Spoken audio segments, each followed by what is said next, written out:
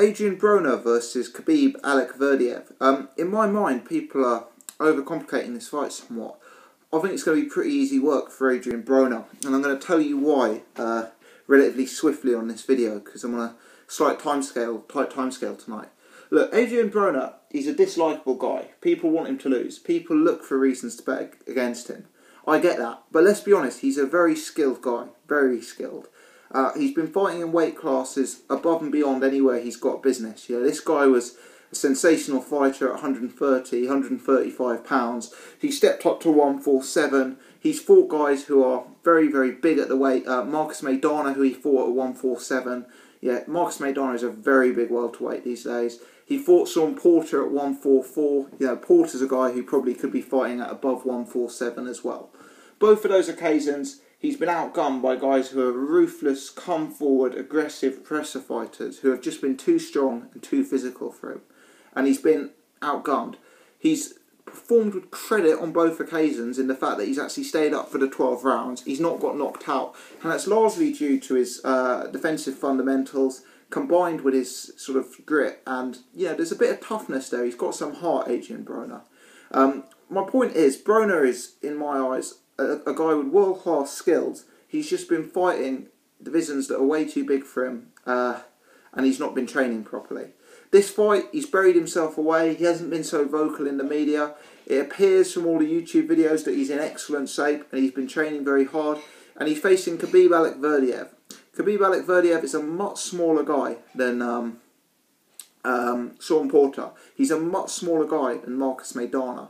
He's a much lighter puncher than both of those guys. You know, he's not as strong, he's not as powerful, he's not got the same ability to hurt Broner as those guys.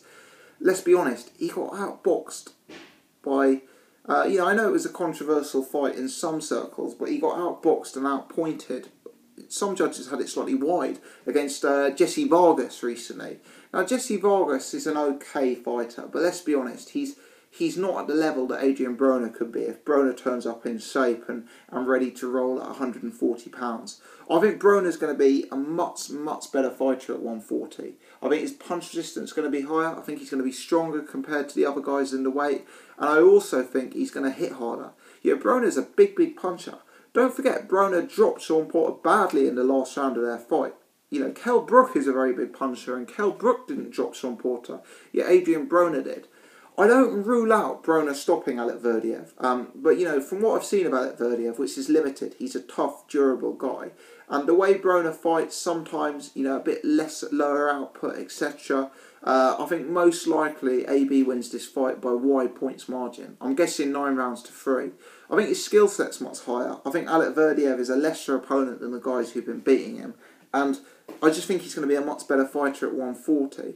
So, no disrespect to Allakhverdiev, I'm not going to analyse him in depth as a fighter. I've only seen him fight a few times. From what I've seen, he doesn't have the skill set and the depth of quality as I've seen from Adrien Broner. Let's put it that way. I'm thinking a convincing win for Adrien Broner in this fight.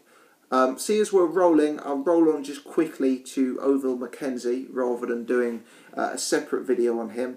Yeah, Ovill McKenzie is a really likeable guy. He's a guy I've followed for quite some time, and I'm a fan of his. I really, really like the way he comes across in interviews. He seems like a legit guy, really authentic, and, you know, a very likeable character. I also, I've seen his activity on his Facebook page. I'm not on Facebook, but I've seen his activity via his Facebook page, and he seems to be like a kind of guy who's in love with life. You know, he's posting photos of himself out in Argentina, and he just seems to be really, really enjoying the ride. So he's going in against Ramirez for a version of the cruiserweight title. I forget what version it is, and fair play to Ovil. You know, he's got a lot of losses on his records. There was a time he was thought of as like an upper level journeyman in some circles, but he's done really, really well recently. You know, he's taken out some decent level opposition, and it's fair to say that he's cleaned up domestically. The thing with Ovill McKenzie, he's not a very good. He's not a very big cruiserweight. For me, he's a big light heavyweight, but he's not a very big cruiserweight, and I'm sure he could still make light heavyweight. He's simply fighting at cruiserweight because that's where the options are for him at the minute.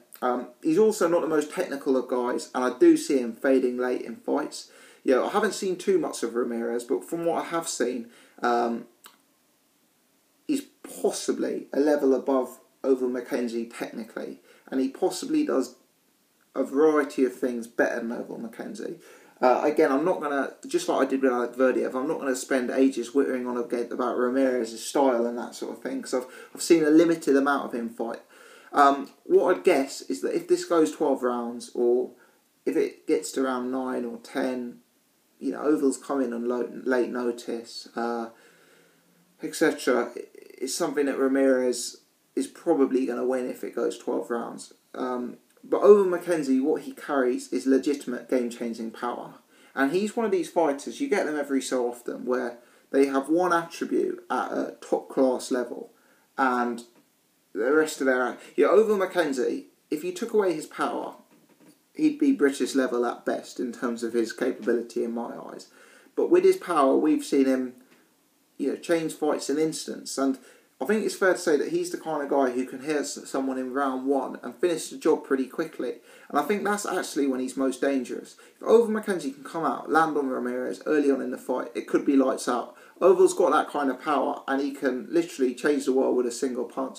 I would be absolutely delighted for him if he was successful at world title level. And I think this is a very easy, you know, it's as easy an opportunity as he's going to get. And wouldn't it be funny if, you know, all the hype that was surrounding Bellew and Cleverly last year, and those guys going on to fight for world titles, and all the chat there's been about that, if it was actually Ovill McKenzie, the guy who fought Enzo Maccarinelli twice, guy who fought Ovill McKenzie twice, who actually went on to, guy who fought Tony Bellew twice, I mean, if he actually went on to win the world championship first.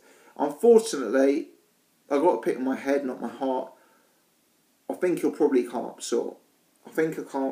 But you know, he's got a puncher's chance, he's got a good puncher's chance.